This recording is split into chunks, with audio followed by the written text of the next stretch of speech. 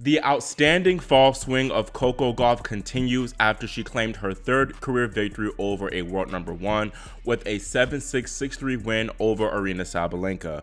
Coco will be the favorite to lift the trophy tomorrow at the WTA Finals when she takes on Qinwen Zheng at the championships on Saturday. But can Zheng make history in becoming the first woman from China to win the year-end championships?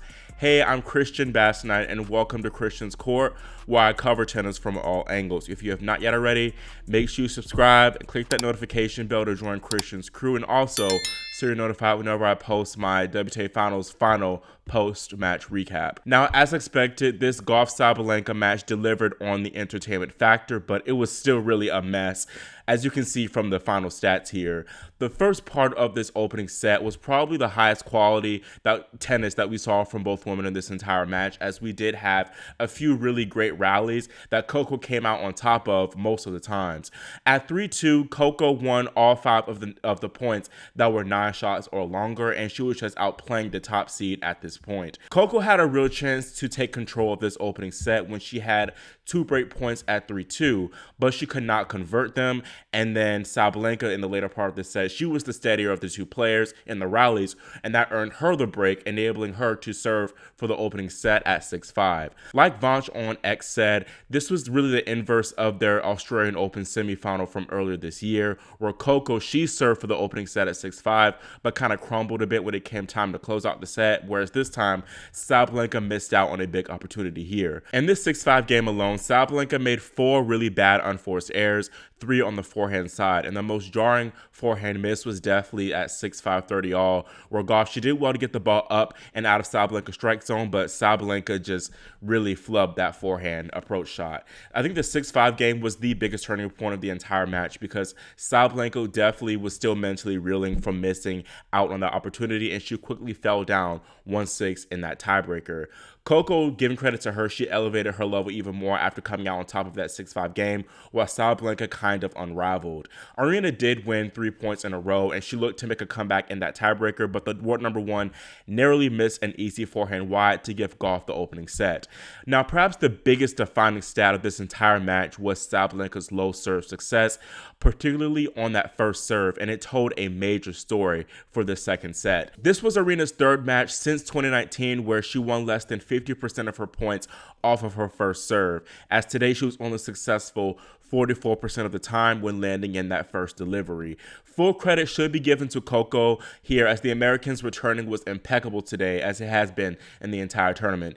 In that first set alone, Coco made 83% of her returns back in play, which is big because Aryna is not used to hitting so many balls after her serve, especially after her first serve. Not only did Coco make a consistently high number of returns, but she also got a lot of depth on her returns too, and that further prevented Sabalenka from being able to dictate proceedings behind her serve.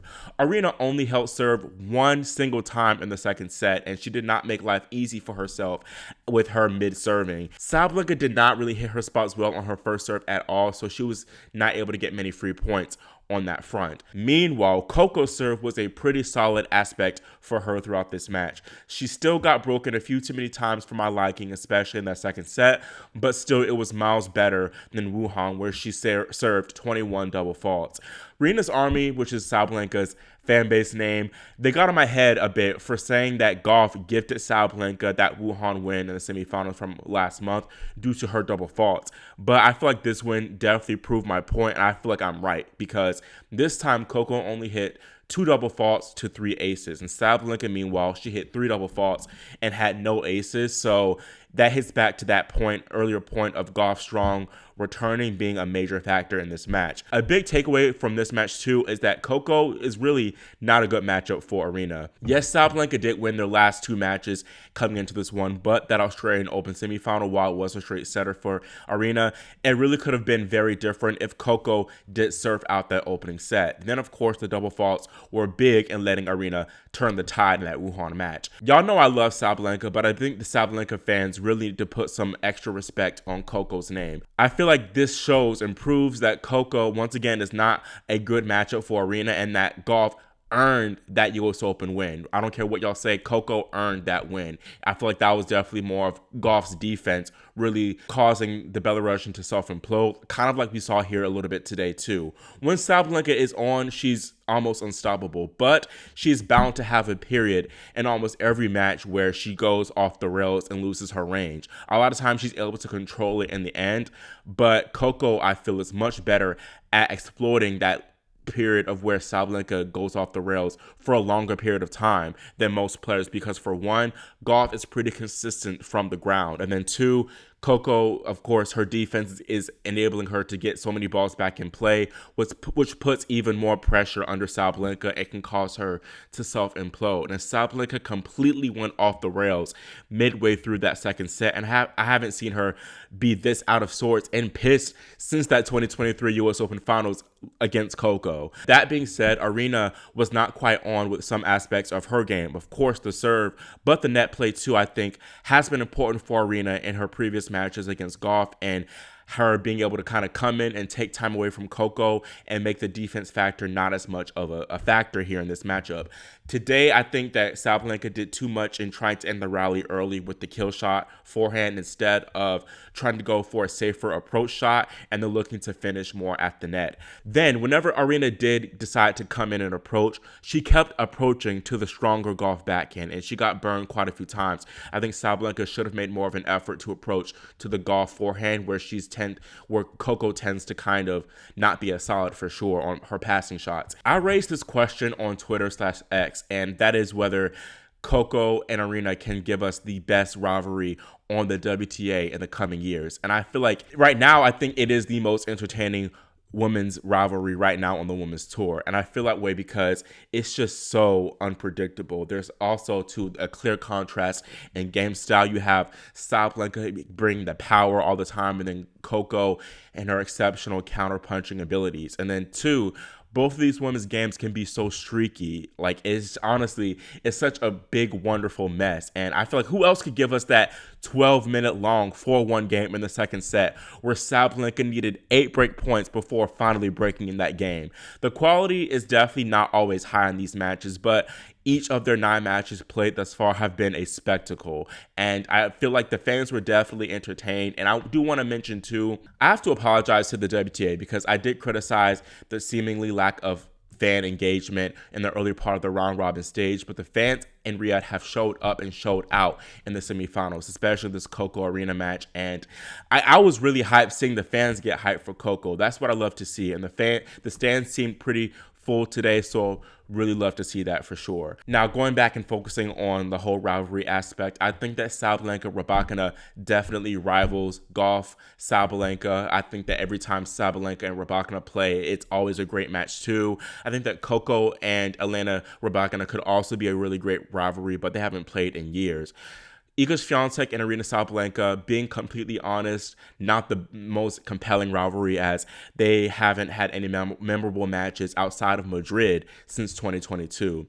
Now, Aryna, I think, will definitely be disappointed that she will not be able to end her year on a high with another title, but it's still been a superb 2024 season for her. She, of course, won 2 slams as well as 2 1,000 titles in Wuhan and Cincinnati, and she has made the semifinals or better in 9 tournaments, showing her incredible consistency throughout. Iga did win more titles than Aryna at 5 titles, and she also had a better win-loss record, but still, I think you got to go with Aryna and being the player of the year for 2024, in my opinion, as you just can't beat 2 slams. And I think that she was more consistent overall throughout the season compared to Świątek, who kind of tailed off in the latter half. Plus, she has the year-end #1 ranking, so I think that says it all, in my opinion. Now, meanwhile, talking about Coco, I just got to give her so much praise and credit for this one. This tournament really hasn't shown us her best tennis. I still think from the ground, Wuhan was much better, but it showed that Coco really, her mental fortitude and problem-solving capabilities once again are bar none, honestly, on the women's tour. And there have been this week some matches where her serve is strong and her ground strokes not so much, and vice versa. But I think ultimately she finds her top level and whenever she needs to, and she comes away with the win. And really, this entire post-US Open swing has been so exceptional for Gauff. She's been, I believe, 12-2, and she has done a big 180. I really honestly feel bad for Coco haters because y'all, as I mentioned on Twitter, y'all have nothing to say about her now. Before it was, oh, she can only win 250 titles. She won Beijing. Then it was, oh, she didn't beat any top-ranked players in Beijing in that title run. And then here, she beat the world number 1 and world number 2 and Aryna and Iga in the same week. Y'all have absolutely nothing to say now. Like, I can do nothing but laugh and feel bad for y'all. Like, what are y'all going to say? I'm honestly entertained, and I'm going to be, like, looking to see what excuse y'all can bring up now to discredit Coco's continued success and ascent on the women's tour. I want to see it. Best comment wins. Best Coco hate comment wins. That's a joke, by the way. I'm not encouraging hate. Anyways, Gauff's final opponent, Qinwen Zheng, also had a notable 180 in form. Of course, since Wimbledon, Zheng has gone, I believe, 31-5, and she has won 3 titles. She made a 1,000 final, and she's now playing for the European Championships crown. The Olympic gold medalist Zheng defeated Barbora Krejcikova 6-3, 7-5 in the semifinals. Zheng led the Czech 6-3, 3-love, and then she lost 4 games on the trot. Giving credit to Zheng, though, she found her level towards the end when she really needed it, and she got the job done. Qinwen is guaranteed to finish the season ranked inside the top 5, making her the first Chinese woman to do so since Li Na in 2013. Qinwen is also the first player from China to make the WTA Finals final since Li did it back in 2013 as well. Zheng, though, will look to avoid the same fate as Li, who defeated another Czech, Petra Kvitova, in the semifinals back in 2013 before she fell to an American, Serena Williams, in the final. I think that Gauff and Zheng is such a fitting finals because these women have been 2 of the best players post-US Open. Qinwen, she of course won Tokyo, made the Wuhan finals and Beijing semifinals, while Gauff won Beijing, made the Wuhan semifinals, and she nearly beat Sabalenka in Wuhan, and now of course made the finals here. They've also had very similar seasons too. Both have lost 17 times, and Coco netted 53 wins to Qinwen's 52. I think that this one will decide who had the better 2024 season overall, in my opinion. These 2 have only met one time too, and that was at this year's Rome quarterfinals, where the first set was competitive and it went to a tiebreaker, but Coco ran away with it in the end, handing Zheng the second set breadstick.